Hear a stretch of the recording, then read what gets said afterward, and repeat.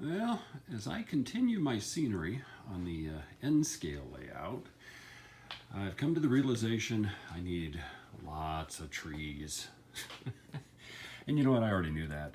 What I've been doing is, besides adding more to the first piece, is I've been going through a tote that I had of scenery material.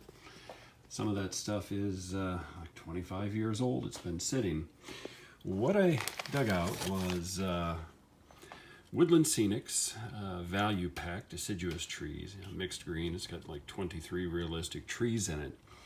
And I'm sure all of you that have been modeling for a long time know that you just, you can use them straight out of the bag. They come similar to this, a lot of clump foliage. It's got a little base, you can pull it apart. But the clump foliage is often packed in way more than what you need. So what I've been doing is I've been taking trees from this pack, like this one, and I've been pulling the clump foliage off so that I can go from this tree to this tree. It's the exact same armature. I've pulled clump foliage off. I've put diluted white glue on this one. I dabbed it on with a brush, and then I spun it in a bag of like mixed ground turf. Another Woodland Scenics product, just to make it look a little bit more not uniform for color. Gives it a little bit better lifelike appearance. And then what I have left over is from this one bag, and I used some molds for storage, all of this clump foliage that I can use elsewhere on the model layout. And I still have a few trees in the bag yet to do. But again, you can go from this to this, and I've done a lot. Some of these trees that are over here, the smaller ones, came from an eBay purchase, and all I've been doing is using brush, a little bit of dilute white glue, and then just dab it on after I get rid of excess clump foliage. I spin it in a bag of green blended turf, and I get trees that come out that look like that.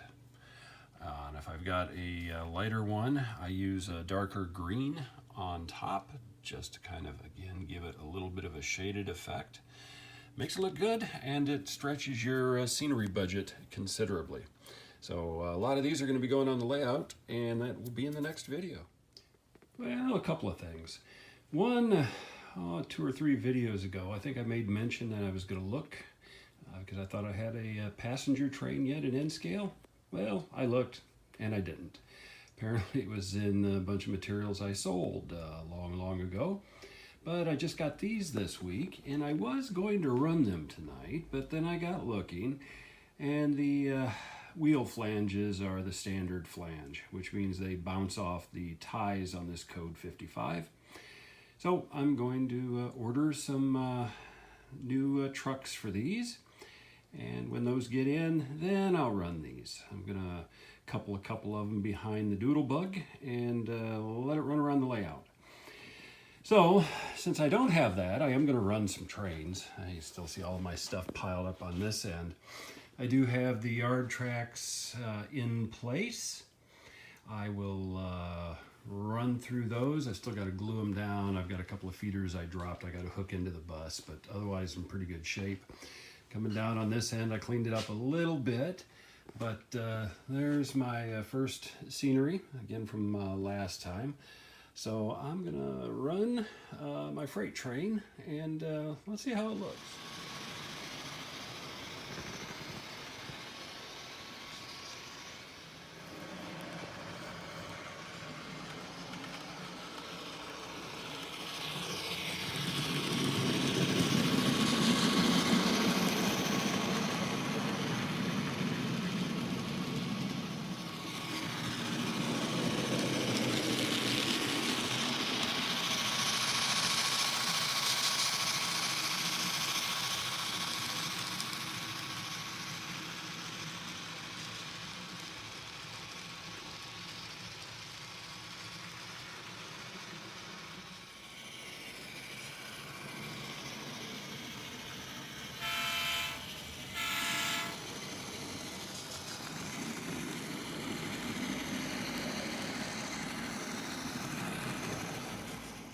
right, Saturday night, and I think I'm about done with this scene.